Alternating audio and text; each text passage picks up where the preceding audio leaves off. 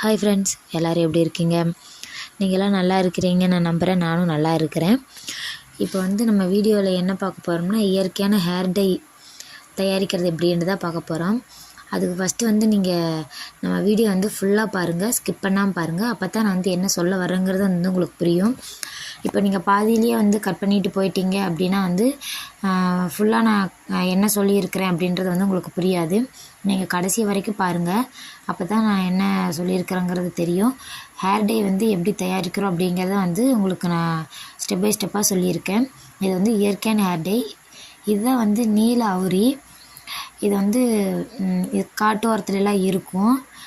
அது நாங்கள் பறிச்சுட்டு வந்திருக்கிறோம். இது சேல்ஸ் பண்ணிகிட்ருக்குறோம். நீலாவரி, கரும்போலா இது ரெண்டுமே இலைகளாக இயற்கையாகவே சேல்ஸ் பண்ணிகிட்ருக்குறோம். உங்களுக்கு தேவைன்னா கமெண்ட் பாக்ஸில் கமெண்ட் பண்ணுங்கள், நான் உங்களுக்கு ரிப்ளை பண்ணுறேன்.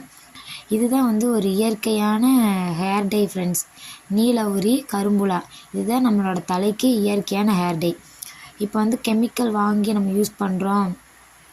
இப்போ செயற்கை முறையில் ஹேர் டை வாங்கி நம்ம யூஸ் பண்ணுறோம்னா அது நாளடைவில் நமக்கு கண்ணுக்கு பிரச்சனையாகும். அது நிறைய பிரச்சனைக்கு தலைவலிக்கும்.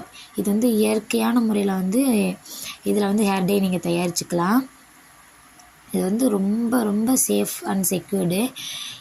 இதை நல்லா காய வச்சு பொடி பண்ணி எடுத்து நீங்கள் எண்ணெயில் காய்ச்சி எண்ணெயில் தேய்ச்சிட்டு வரும்போதும் கூட முடி நல்லா ஹெல்த்தியாக வளரும், ரொம்ப திக்காக இருக்கும். அதே மாதிரி இதை நீங்கள் பவுட்ரு பண்ணி வச்சுட்டு அதை டை மாதிரி நான் யூஸ் பண்ணுறனால நீங்கள் யூஸ் பண்ணுங்கள். அது முடி கொஞ்சம் ஒரு 1 மந்த்து கூட ஆகாது. 1 மந்த்துக்குள்ளேயே உங்களுக்கு ஒரு ரிசல்ட் சூப்பராக கிடைக்கும். இது கரும்புலா பழம். இது நாங்கள் சேல்ஸ் பண்ணிகிட்ருக்குறோம். ஃப்ரெஷ்ஷாக வேணும் அப்படின்னீங்கன்னா கண்டிப்பாக கமெண்ட் பாக்ஸில் கமெண்ட் பண்ணுங்கள், நான் உங்களுக்கு ரிப்ளை பண்ணுறேன். இது கரும்புலா பழம்.